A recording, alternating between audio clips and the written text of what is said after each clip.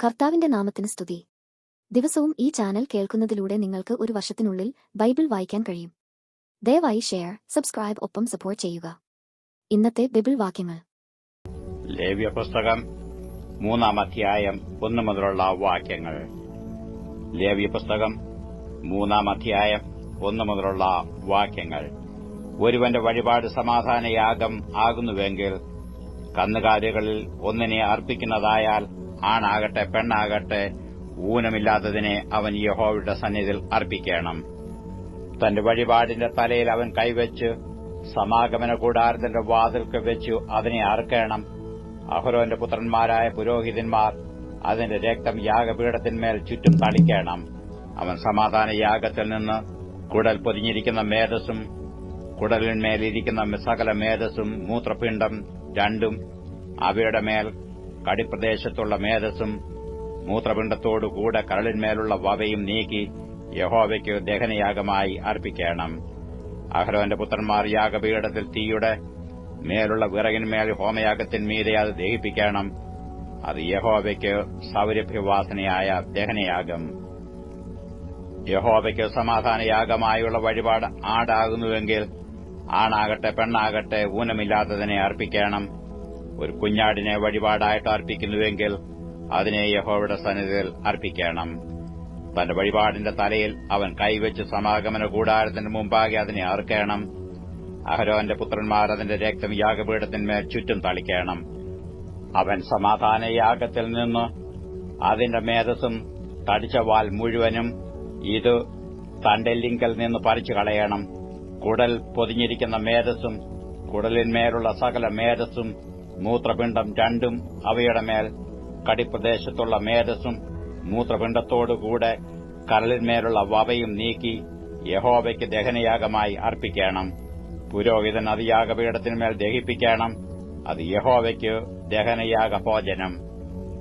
അതിന്റെ വഴിപാട് കോലാടാകുന്നുവെങ്കിൽ അവൻ അതിനെ യഹോവയുടെ സന്നിധിയിൽ കൊണ്ടുവരേണം. അതിന്റെ തലയിൽ അവൻ കൈവച്ച് സമാഗമന കൂടാരത്തിന്റെ മുമ്പാകെ അതിനെ അറുക്കണം. അഹരോന്റെ പുത്രന്മാർ അതിന്റെ രക്തം യാഗപീഠത്തിന്മേൽ ചുറ്റും തളിക്കണം. അതിൽ നിന്ന് കുടൽ പൊതിഞ്ഞിരിക്കുന്ന മേധസ്സും കുടലിന്മേലുള്ള സകല മേധസ്സും മൂത്രപിണ്ഡം രണ്ടും അവയുടെ മേൽ കടിപ്രദേശത്തുള്ള മേധസ്സും മൂത്രപിണ്ഡങ്ങളോടുകൂടെ കരളിന്മേലുള്ള വവയും നീക്കി അവൻ യഹോവയ്ക്ക് ദഹനയാഗമായി തന്റെ വഴിപാട് അർപ്പിക്കണം. പുരോഹിതൻ അത് യാഗപീഠത്തിന്മേൽ ദഹിപ്പിക്കണം. അത് സൗരഭ്യവാസനയായ ദഹനയാഗ ഭോജനം. മേധസ്സൊക്കെയും യഹോവയ്ക്കുള്ളതാകുന്നു. മേധസ്സും രക്തവും തിന്നരുത് എന്നുള്ളത് നിങ്ങളുടെ സകല വാസസ്ഥലങ്ങളിലും നിങ്ങൾക്ക് തലമുറ തലമുറയായി എന്നേക്കുമുള്ള ചട്ടം ആയിരിക്കണം.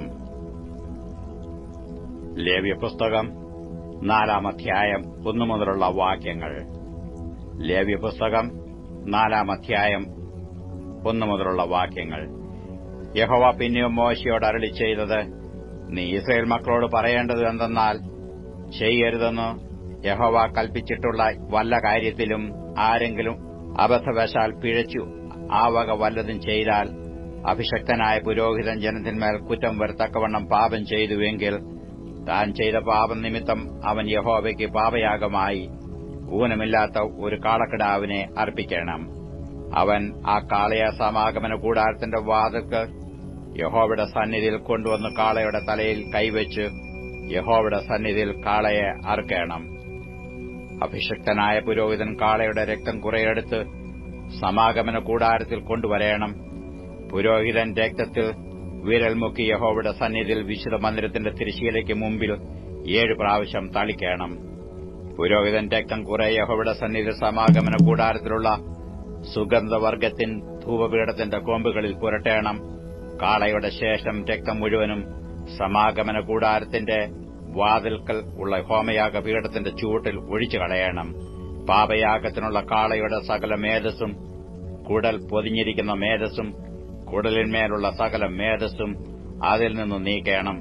മൂത്രപിണ്ഡം രണ്ടും അവയുടെ മേൽ കടിപ്രദേശത്തുള്ള മേധസ്സും മൂത്രപിണ്ഡങ്ങളോടുകൂടെ കരളിന്മേലുള്ള വവയും അവൻ എടുക്കണം. സമാധാനയാഗത്തിനുള്ള കാളയിൽ നിന്ന് എടുത്തതുപോലെ തന്നെ പുരോഹിതൻ ഹോമയാഗപീഠത്തിന്മേൽ അത് ദഹിപ്പിക്കണം. കാളയുടെ തോലും മാംസം മുഴുവനും തലയും കാലുകളും കുടലും ചാണകവുമായി കാളയെ മുഴുവനും അവൻ പാളയത്തിനു പുറത്ത് വെണ്ണീറിടുന്ന വെടിപ്പുള്ള സ്ഥലത്ത് കൊണ്ടുപോയി വിറകിന്മേൽ വെച്ചു തീയിട്ട് ചുട്ടുകളയണം. വെണ്ണീർ ഇടുന്നിടത്തു വെച്ച് തന്നെ അത് ചുട്ടുകളയണം. ഇസ്രായേൽ സഭ മുഴുവനും അബദ്ധവശാൽ പിഴയ്ക്കുകയും ആ കാര്യം സഭയുടെ കണ്ണിന് മറഞ്ഞിരിക്കുകയും ചെയ്യരുതെന്ന് യഹോവ കൽപ്പിച്ചിട്ടുള്ള വല്ല കാര്യത്തിലും അവർ പാപം ചെയ്ത് കുറ്റക്കാരായി തീരുകയും ചെയ്താൽ, ചെയ്ത പാപം അവർ അറിയുമ്പോൾ സഭ ഒരു കാളക്കിടാവിനെ പാപയാഗമായി അർപ്പിക്കണം. സമാഗമന കൂടാരത്തിന്റെ മുമ്പാകെ അതിനെ കൊണ്ടുവന്നിട്ട് സഭയുടെ മൂപ്പന്മാർ യഹോവയുടെ സന്നിധിയിൽ കാളയുടെ തലയിൽ കൈവെക്കണം. യഹോവയുടെ സന്നിധിയിൽ കാളയെ അറുക്കുകയും വേണം. അഭിഷക്തനായ പുരോഹിതൻ കാളയുടെ രക്തം കുറെ സമാഗമന കൂടാരത്തിൽ കൊണ്ടുവരേണം. പുരോഹിതൻ രക്തത്തിൽ വിരൽ മുക്കി യഹോവയുടെ സന്നിധിയിൽ തിരശ്ശീലയ്ക്ക് മുമ്പിൽ 7 പ്രാവശ്യം തളിക്കണം. അവൻ സമാഗമന കൂടാരത്തിൽ യഹോവയുടെ സന്നിധിയിലുള്ള പീഠത്തിന്റെ കൊമ്പുകളിൽ കുറെ പുരട്ടേണം. ശേഷം രക്തം മുഴുവനും സമാഗമന കൂടാരത്തിന്റെ വാതിൽക്കലുള്ള ഹോമയാഗപീഠത്തിന്റെ ചുവട്ടിൽ ഒഴിച്ചു കളയണം. അതിന്റെ മേധസ്സ് ഒക്കെയും അവൻ അതിൽ നിന്ന് എടുത്ത് യാഗപീഠത്തിന്മേൽ ദഹിപ്പിക്കണം. പാപയാഗത്തിനുള്ള കാളയെ അവൻ ചെയ്തതുപോലെ തന്നെ ഈ കാളയെയും ചെയ്യണം. അങ്ങനെ തന്നെ ഇതിനെയും ചെയ്യണം. ഇങ്ങനെ പുരോഹിതൻ അവർക്ക് വേണ്ടി പ്രായശ്ചിത്തം കഴിക്കണം. എന്നാൽ അത് അവരോട് ക്ഷമിക്കും. പിന്നെ അവൻ കാളയെ പാളയത്തിന് പുറത്തു കൊണ്ടുപോയി മുമ്പിലത്തെ കാളയെ ചുട്ടുകളഞ്ഞതുപോലെ ഇതിനെയും ചുട്ടുകളയണം. ഇത് സഭയ്ക്കു വേണ്ടിയുള്ള പാപയാഗം. ഒരു പ്രമാണി പാപം ചെയ്യുകയും ചെയ്യരുതെന്ന് തന്റെ ദൈവമായ യഹോവ കൽപ്പിച്ചിട്ടുള്ള വല്ല കാര്യത്തിലും അബദ്ധവശാൽ പിഴച്ച് കുറ്റക്കാരനായി തീരുകയും ചെയ്താൽ, അവൻ ചെയ്ത പാപം അവന് ബോധ്യമായി എങ്കിൽ അവൻ ഊനമില്ലാത്ത ഒരു ആൺകോലാട്ടിനെ വഴിപാടായി കൊണ്ടുവരണം. അവൻ ആട്ടിന്റെ തലയിൽ കൈവച്ച് യഹോവയുടെ സന്നിധിയിൽ ഹോമയാഗം മൃഗത്തെ അറുക്കുന്ന സ്ഥലത്ത് വെച്ച് അതിനെ അറുക്കണം. അത് ഒരു പാപയാഗം. പിന്നെ പുരോഹിതൻ പാപയാഗത്തിന്റെ രക്തം വിരൽ കൊണ്ട് കുറെ എടുത്ത് ഹോമയാഗപീഠത്തിന്റെ കൊമ്പുകളിൽ പുരട്ടി ശേഷം രക്തം ഹോമയാഗപീഠത്തിന്റെ ചുവട്ടിൽ ഒഴിച്ചു കളയണം. അതിന്റെ മേധസ്സൊക്കെയും അവൻ സമാധാനയാഗത്തിന്റെ മേധസ്സുപോലെ യാഗപീഠത്തിന്മേൽ ദഹിപ്പിക്കണം. ഇങ്ങനെ പുരോഹിതൻ അവന്റെ പാപം നിമിത്തം അവനുവേണ്ടി പ്രായശ്ചിത്തം കഴിക്കണം. എന്നാൽ അത് അവനോട് ക്ഷമിക്കും. ദേശത്തെ ജനത്തിൽ ഓർത്തൻ ചെയ്യരുതെന്ന് യഹോവ കൽപ്പിച്ചിട്ടുള്ള വല്ല കാര്യത്തിലും അബദ്ധവശാൽ പിഴച്ചു കുറ്റക്കാരനായി തീർന്നാൽ, പാപം അവന് ബോധ്യമായി എങ്കിൽ അവൻ ചെയ്ത പാപം നിമിത്തം ഊനമില്ലാത്ത ഒരു പെൺകോരാട്ടിനെ വഴിപാടായി കൊണ്ടുവരേണം. പാപയാഗമൃഗത്തിന്റെ തലയിൽ അവൻ കൈവച്ചിട്ട് ഹോമയാഗത്തിന്റെ സ്ഥലത്ത് വെച്ച് പാപയാഗമൃഗത്തെ അറുക്കണം. പുരോഹിതൻ അതിന്റെ രക്തം വിരൽ കൊണ്ട് കുറെ എടുത്ത് ഹോമയാഗപീഠത്തിന്റെ കൊമ്പുകളിൽ പുരട്ടി ശേഷം രക്തമൊക്കെയും യാഗപീഠത്തിന്റെ ചുവട്ടിൽ ഒഴിച്ചു കളയണം.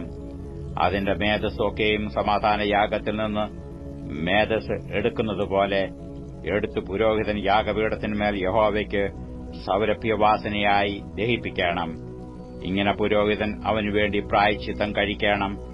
എന്നാൽ അത് അവനോട് ക്ഷമിക്കും. അവൻ പാപയാഗമായി ഒരു ആട്ടിൻകുട്ടിയെ കൊണ്ടുവരുന്നു എങ്കിൽ ഊനമില്ലാത്ത പെണ്ണാട്ടിനെ കൊണ്ടുവരണം. പാപയാഗമൃഗത്തിന്റെ തലയിൽ അവൻ കൈവച്ച് ഹോമയാഗമൃഗത്തെ അറുക്കുന്ന സ്ഥലത്ത് വെച്ചു അതിനെ പാപയാഗമായി അറുക്കണം. പുരോഹിതൻ പാപയാഗത്തിന്റെ രക്തം വിരൽ കൊണ്ട് കുറെ എടുത്ത് ഹോമയാഗപീഠത്തിന്റെ കൊമ്പുകളിൽ പുരട്ടി ശേഷം രക്തം ഒക്കെയും യാഗപീഠത്തിന്റെ ചുവട്ടിൽ ഒഴിച്ചു കളയണം. അതിന്റെ മേധസ്സൊക്കെയും സമാധാനയാഗത്തിൽ നിന്നും ആട്ടിൻകുട്ടിയുടെ മേധസ് എടുക്കുന്നതുപോലെ അവൻ എടുക്കണം. പുരോഹിതൻ യാഗപീഠത്തിന്മേൽ യഹോവയുടെ ദഹനയാഗങ്ങളെപ്പോലെ അവയെ ദഹിപ്പിക്കണം.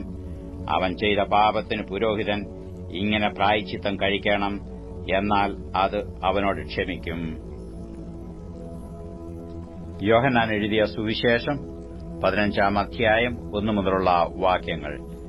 യോഹന്നാൻ എഴുതിയ സുവിശേഷം 15-ാം അധ്യായം 1 മുതലുള്ള വാക്യങ്ങൾ. ഞാൻ സാക്ഷാൽ മുന്തിരിവള്ളിയും എന്റെ പിതാവ് തോട്ടക്കാരനുമാകുന്നു.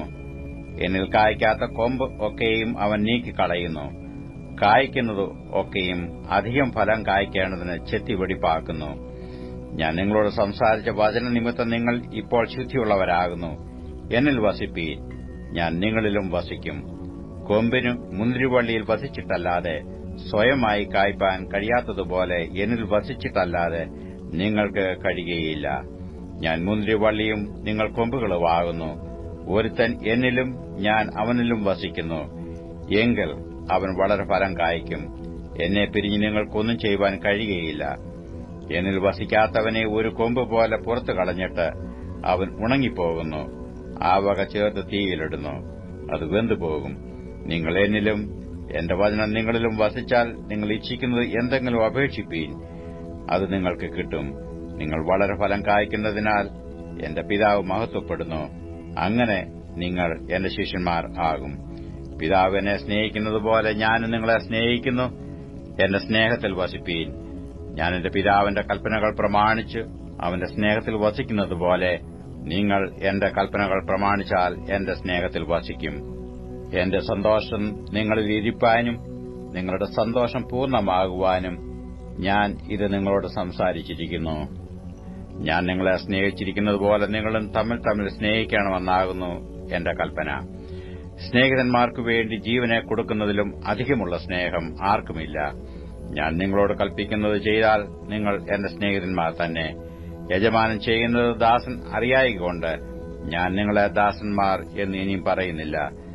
ഞാൻ എന്റെ പിതാവിനോട് കേട്ടതുമെല്ലാം നിങ്ങളോട് അറിയിച്ചതുകൊണ്ട് നിങ്ങളെ സ്നേഹിതന്മാർ എന്ന് പറഞ്ഞിരിക്കുന്നു. നിങ്ങൾ എന്നെ തിരഞ്ഞെടുത്തു എന്നല്ല, ഞാൻ നിങ്ങളെ തിരഞ്ഞെടുത്തു. നിങ്ങൾ പോയി ഫലം കായ്ക്കേണ്ടതിന്, നിങ്ങളുടെ ഫലം നിലനിൽക്കേണ്ടതിനും നിങ്ങളെ ആക്കിവെച്ചുമിരിക്കുന്നു. നിങ്ങൾ എന്റെ നാമത്തിൽ പിതാവിനോട് അപേക്ഷിക്കുന്നതൊക്കെയും അവൻ നിങ്ങൾക്ക് തരുവാനായിട്ട് തന്നെ. നിങ്ങൾ തമ്മിൽ തമ്മിൽ സ്നേഹിക്കേണ്ടതിന് ഞാൻ ഇത് നിങ്ങളോട് കൽപ്പിക്കുന്നു. ലോകം നിങ്ങളെ പകയ്ക്കുന്നു എങ്കിൽ അത് നിങ്ങൾക്ക് മുമ്പേ എന്നെ പകച്ചിരിക്കുന്നു എന്നു അറിവീൻ. നിങ്ങൾ ലോകക്കാർ ആയിരുന്നു എങ്കിൽ ലോകം തനിക്ക് സ്വന്തമായതിനെ സ്നേഹിക്കുമായിരുന്നു. എന്നാൽ നിങ്ങൾ ലോകക്കാരായിരിക്കാതെ ഞാൻ നിങ്ങളെ ലോകത്തിൽ നിന്ന് തിരഞ്ഞെടുത്തതുകൊണ്ട് ലോകം നിങ്ങളെ പകയ്ക്കുന്നു. ദാസൻ യജമാനേക്കാൾ വലിയവനല്ല എന്ന് ഞാൻ നിങ്ങളോട് പറഞ്ഞ വാക്ക് ഓർപ്പീൻ. അവർ എന്നെ ഉപദ്രവിച്ചുവെങ്കിൽ നിങ്ങളെയും ഉപദ്രവിക്കും. എന്റെ വചനം പ്രമാണിച്ചുവെങ്കിൽ നിങ്ങളുടേതും പ്രമാണിക്കും.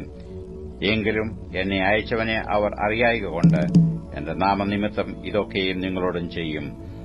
ഞാൻ വന്നു അവരോട് സംസാരിക്കാതിരുന്നെങ്കിൽ അവർക്ക് പാപമില്ലായിരുന്നു. ഇപ്പോഴോ അവരുടെ പാപത്തിന് ഒഴികൊഴിവില്ല. എന്നെ പകയ്ക്കുന്നവൻ എന്റെ പിതാവിനെയും പകയ്ക്കുന്നു.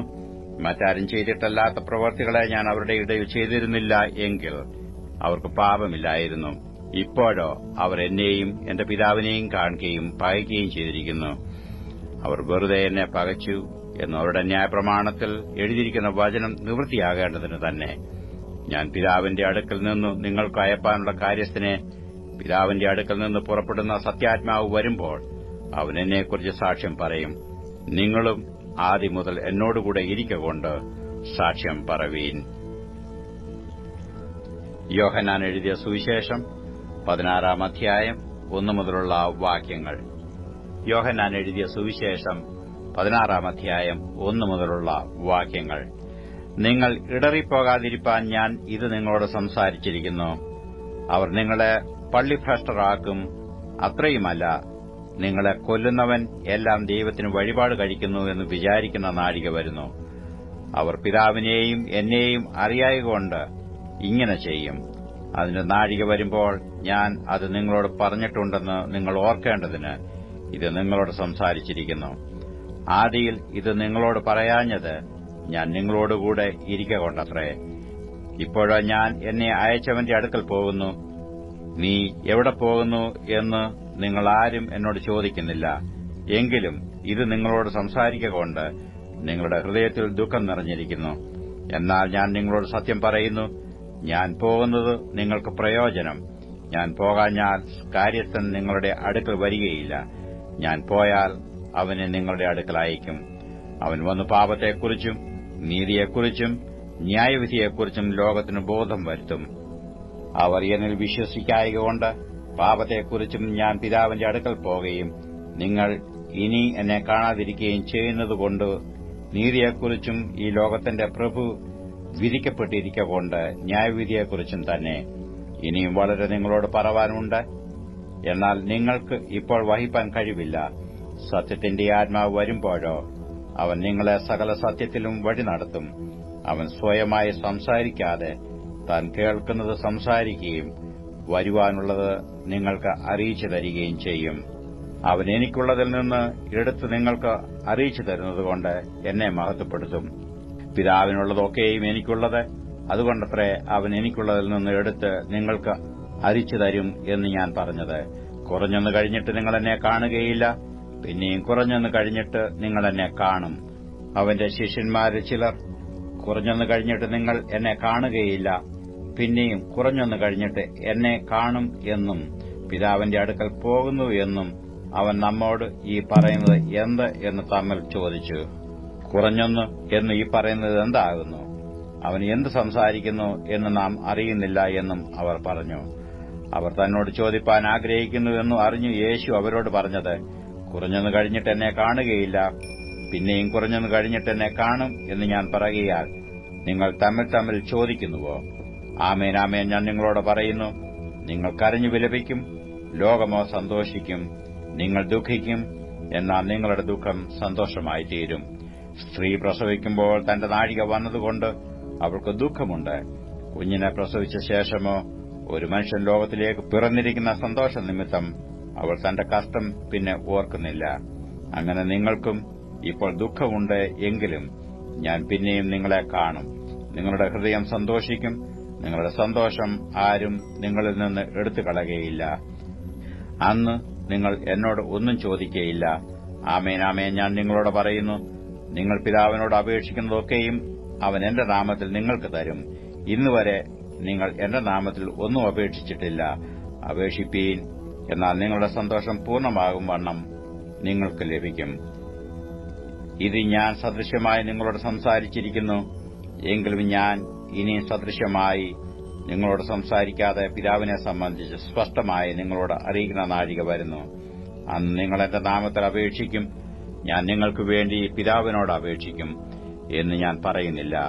നിങ്ങൾ എന്നെ സ്നേഹിച്ചു ഞാൻ പിതാവിന്റെ അടുക്കൽ നിന്ന് വന്നിരിക്കുന്നുവെന്ന് വിശ്വസിച്ചിരിക്കൊണ്ട് പിതാവ് താനും നിങ്ങളെ സ്നേഹിക്കുന്നു. ഞാൻ പിതാവിന്റെ അടുക്കൽ നിന്ന് പുറപ്പെട്ടു ലോകത്തിൽ വന്നിരിക്കുന്നു, പിന്നെയും ലോകത്തെ വിട്ടു പിതാവിന്റെ അടുക്കൽ പോകുന്നു. അതിനും അവന്റെ ശിഷ്യന്മാർ, ഇപ്പോൾ നീ സദൃശമൊന്നും പറയാതെ സ്പഷ്ടമായി സംസാരിക്കുന്നു. നീ സകലവും അറിയുന്നു എന്നും ആരും നിന്നോട് ചോദിപ്പാൻ നിനക്ക് ആവശ്യം ഇല്ല എന്നും ഞങ്ങളിപ്പോൾ അറിയുന്നു. ഇതിനാൽ നീ ദൈവത്തിന്റെ അടുക്കൽ നിന്ന് വന്നിരിക്കുന്നുവെന്ന് ഞങ്ങൾ വിശ്വസിക്കുന്നു എന്ന് പറഞ്ഞു.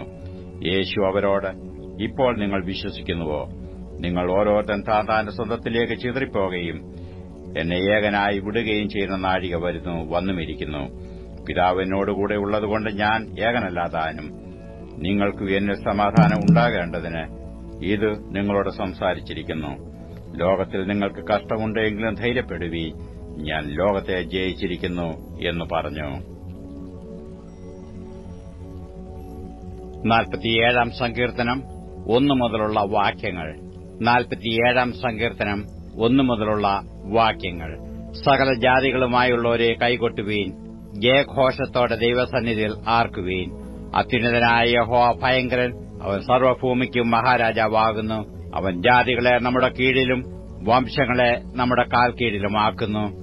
അവൻ നമുക്ക് നമ്മുടെ അവകാശത്തെ തിരഞ്ഞെടുത്തു തന്നു, താൻ സ്നേഹിച്ച യാക്കോബിന്റെ ശ്ലാഘ്യഭൂമിയെ തന്നെ. ദൈവം ജയഘോഷത്തോടും യഹോവ കാഹളനാദത്തോടും കൂടെ ആരോഹണം ചെയ്യുന്നു. ദൈവത്തിന് സ്തുതി പാടുവീൻ, സ്തുതി പാടുവീൻ. നമ്മുടെ രാജാവിന് സ്തുതി പാടുവീൻ, സ്തുതി പാടുവീൻ. ദൈവം സർവ്വഭൂമിക്കും രാജാവാകുന്നു. ഒരു ചാതിര്യ കീർത്തനം പാടുവീൻ. ദൈവം ജാതികളെ ഭരിക്കുന്നു. ദൈവം തന്റെ വിശുദ്ധ സിംഹാസനത്തിൽ ഇരിക്കുന്നു. വംശങ്ങളുടെ പ്രഭുക്കന്മാർ അബ്രഹാമിൻ ദൈവത്തിന്റെ ജനമായി ഒന്നിച്ചുകൂടുന്നു. ഭൂമിയിലെ പരിചകൾ ദൈവത്തിനുള്ളവയല്ലോ, അവൻ ഏറ്റവും ഉന്നതനായിരിക്കുന്നു.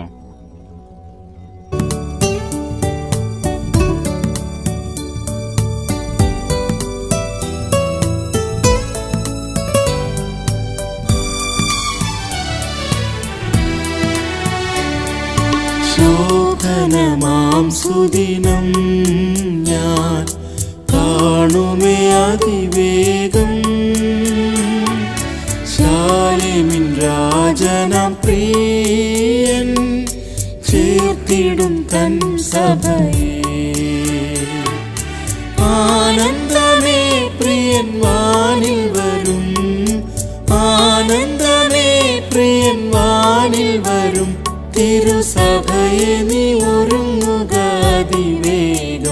തിരുസഭയെ നീ ഒരുങ്ങുക അതിവേഗം.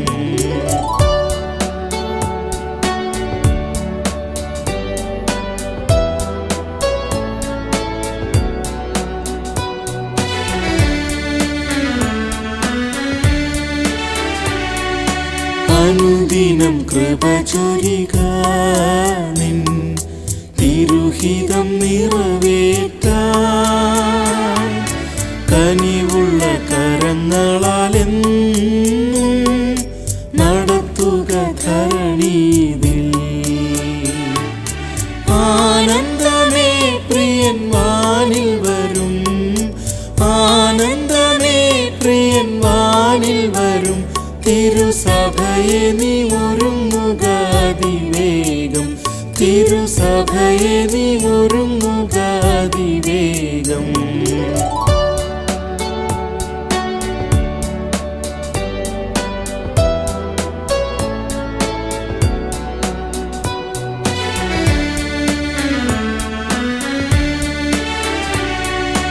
ഏറുന്നു ഭീകരമാവൻ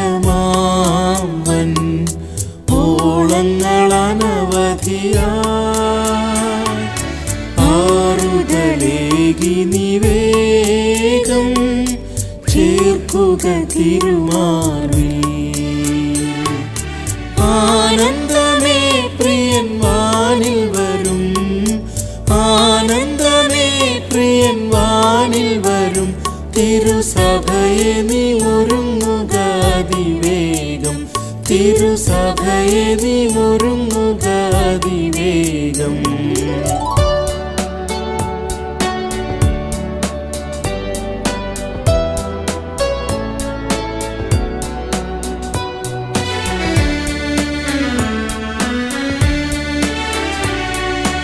ഉണരുക തിരുസഭയെ നീ വിളങ്ങുക ദീപമതായി. മണവാളനാകുമെൻ പ്രിയൻ നടത്തുമേ ജയത്തോടെന്നും. ആനന്ദമേ പ്രിയൻ വാനിൽ വരും, ആനന്ദമേ പ്രിയൻ വാനിൽ വരും. തിരുസഭയെ നീ ഒരുങ്ങുക അതിവേഗം, തിരുസഭയെ നീ ഒരുങ്ങുക അതിവേഗം.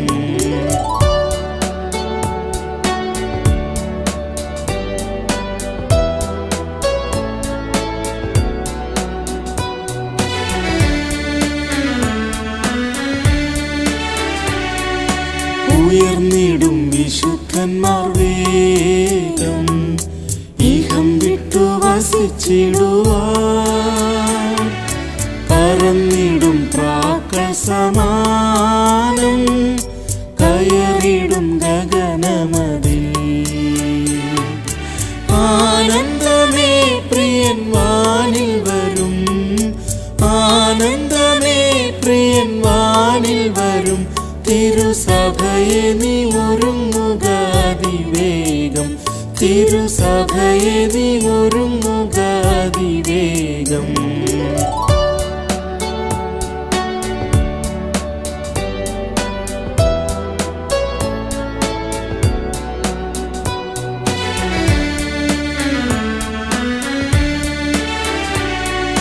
പാരിതിൻ കഷ്ടങ്ങളെല്ലാം